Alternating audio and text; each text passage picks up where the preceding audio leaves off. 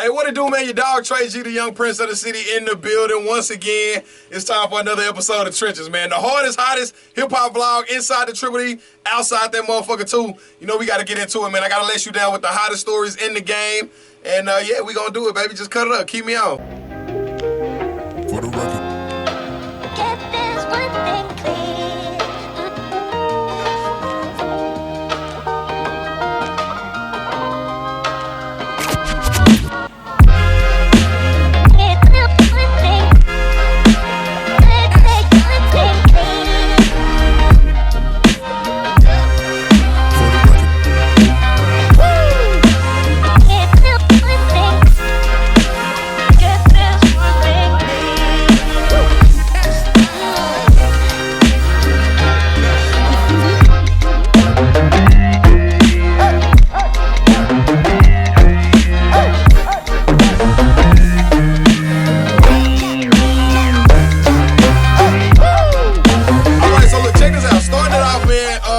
COVID-19, coronavirus, whatever the fuck you want to call it, it got everything on lock right now. It got everything sold up. Everybody kind of like panicking and shit like that. You know, it just is what it is. You know what I'm saying? This is a battle we got to fight. But we going to get through it. It get greater later, man. The hip-hop game is still ongoing, even though ain't nobody touring. It's barely anybody making new music because everybody on Instagram Live nowadays. Like, everything is just so crazy right now. Speaking of Instagram Live, man, they been having a real dope little competition, though, on Instagram Live between hip-hop producers. So I'm going to set up the scene for you right now, man.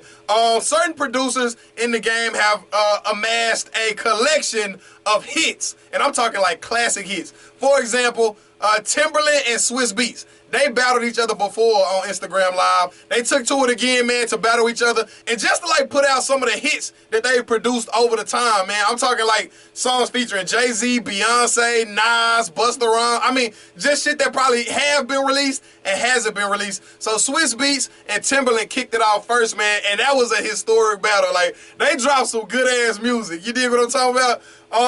People like in the younger generation, they took it over next. I'm talking like Hit Boy and Boy Wonder. Now, they worked with artists like Drake, Kendrick Lamar, Big Sean, Nipsey Hussle. I mean, you name them, they probably have worked with them. You know what I'm saying? And they more of like today's generation's producers, like top tier. You know what I'm saying? And so they had some crazy beats too. I'm talking like shit that's unreleased that you ain't never even heard of. It's a song out there floating around between Big Sean and fucking Nipsey Hussle that has never seen the day of light. And that motherfucker go crazy. You hear me? Like, they battle was historic, was fucking epic. They even had one that's in talks of being produced right now. Drake and Rowdy Rich on the same track, which I definitely want to hear that, man. They had a little snippet on the battle, and hey, that motherfucker went stupid. You hear me? Shouts out to all the producers who doing it the right way.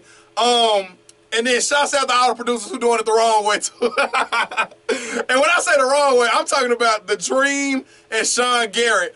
I don't know what the fuck they been sipping on, smoking on while they been in quarantine, but them niggas is geeked up. You hear me? Sean Garrett and The Dream, they went back and forth in like a really negative type of way with each other with their battle. Now, they had some hits, don't get me wrong. Like, I mean, from Beyonce, Jay-Z, Justin Timberlake. Like, they went crazy and went stupid through the hits. But it's just like, damn, y'all couldn't keep it cool. Y'all had to, like, beef about the shit.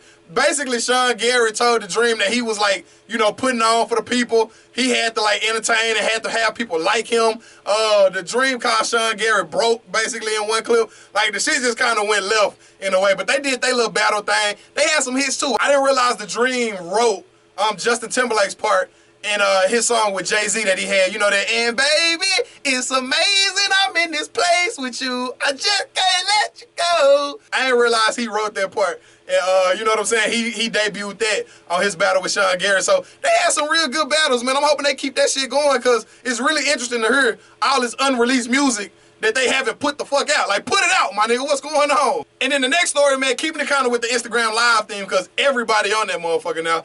Tory Lanez and Lil Boosie, they got to take the crown, bro, for, like, the stars of Instagram Live right now. Like, everybody is tuning in to Tory Lanez Quarantine Radio, which that shit kind of annoying to me, low-key.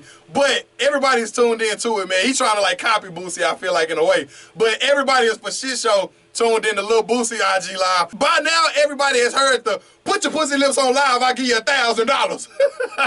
Hey, that's gotta be the highlight of this whole Instagram live shit. But Tory Lanez has been doing his thing. He's been getting a bunch of crowds on his Instagram live, his quarantine radio. That shit low key, like I said, that shit low key annoying. But he's entertaining to a certain extent. He had Meg Thee Stallion on there. He had Wiz Khalifa on there. He's had some good names. DMX has come through. Like, he's like doing his thing on there. Don't get me wrong. It's just like some of it is just like, all right, bro, you trying to be like Boosie in a way. But, you know, shouts out to Tory Lanez, shouts out to Lil Boosie for keeping everybody entertained and kind of getting their mind off of being stuck in the house and trapped in. You know what I'm saying? Giving them a little laugh. That's what it's all about, bro. Just laughing a little bit. We're going to get through this. It'll get greater later. Yiddy! And now, even though we all stuck in the house, a lot of people have, like, studios inside of their house. So they still been kind of putting out music. Not a lot. It's definitely slacked up a lot, but you know, they still been putting out music.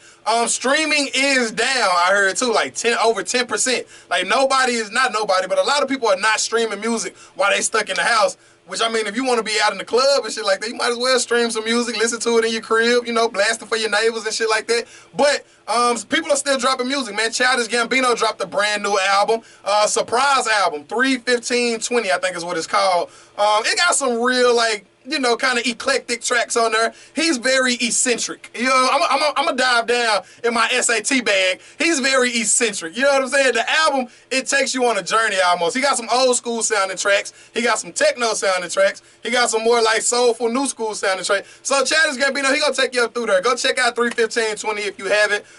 If you a Childish Gambino fan, you already know his weird ass is weird, so you gonna be weird with him. Hey, but that don't take away from the boy talent. The boy is talented as a motherfucker. I can't take that away from him, man. Moving on, another artist that dropped a new album, Party Next Door. Say, man, Party Next Door, he been doing his thing for a while. I feel like he's always been kind of like flying under the radar a little bit with his shit. But this album, actually, it features people like Drake, Bad Bunny, I saw was on there. It's got a couple tracks on there. I liked it. He got a little vibe going on. He's switched a lot to the more like Caribbean sound or like the more Canadian sound. So that kind of throw my ear off a little bit. But one track in particular that got all the internet talking was the one with Rihanna. It's called Believe It. Rihanna is on the track, man. She doing her thing. She ain't dropped no new music by herself, so she on the track with Party Next Door. You know, he wrote one of her songs for her, one of her biggest hits for her. So it's only right she returned the favor and she be on the album. You dig what I'm saying, man? Go stream Party Next Door if you haven't. Drake is on there with a track called Loyal. Yeah, man, it's a pretty solid album. It's a pretty good album. Shouts out Party Next Door. Another person that dropped the album, man, Young Jeezy. Yeah, he got that 2020 Pyrex vision that just hit the streets. I've been hearing a lot of mixed reviews on it, man. A lot of people are saying that they don't like the album. I actually listened to it myself, and I'm not a big fan. It's not his best album, don't get me wrong. But I mean, it's a pretty good project. It's got some solid songs on there that kind of like go. I'll ride them in the whip. You know what I'm saying? Talking clear business.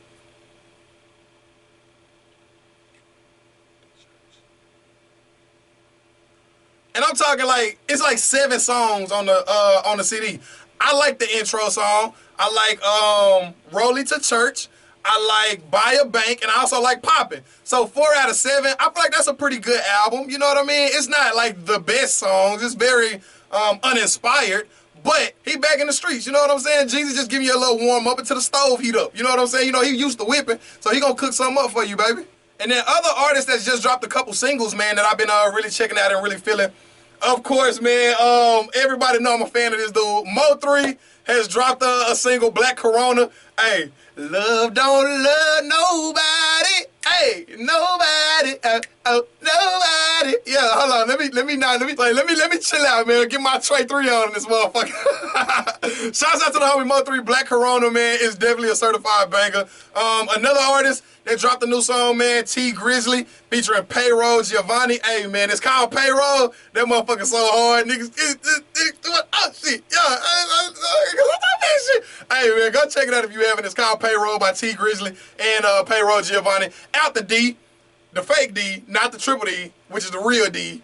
We won't talk about that though, man. But go stream that motherfucker. I like that record right there, man. Shouts out to T Grizzley. He's super consistent with his shit, man. Very, very underrated for a big nigga and just period, bro. Also, shouts out to Jack Harlow. Hey, big head. He got a brand new one, man. You know he dropped the album. I told you about it last time. He got a record off of there called Hey, Big Head. Hey, he's spitting on that motherfucker too, man. Y'all better stop sleeping on that nigga Jack Harlow. He coming soon. Remark my words. I said it here first, bro. And then last but not least, the homie Jordan Lucas dropped the album ADHD. I'm not really a big Joyner Lucas fan. I think he really can spit. I think he's one of the few artists in the game today that can actually spit. I'm not really like something about his like flow or his cadence just doesn't really do it for my ear. But Joyner Lucas dropped the album ADHD. Got a lot of people talking on social media about the track Wheel. It's basically an ode to the homie Will Smith, man. He's just saluting the big dog out of Philadelphia. You know what I'm saying? So shouts out to Joyner Lucas. Go stream ADHD if you haven't. It's good new music, bro. And now that's gonna do it for me, man. Oh yeah, I forgot too. The Weeknd dropped the album. Go stream The Weeknd. But he saw like 400 and some thousand copies. So you probably already know that anyway. That's gonna do it for me, man. Trench is the hardest, hottest hip hop blog in the Triple D. Go subscribe, double tap, like, hate, whatever the fuck it is you gonna do, man. Just do it at the bottom of the video. You know how I go. Keep it on. You know what it is. You know Trey G in this motherfucker. Yeah!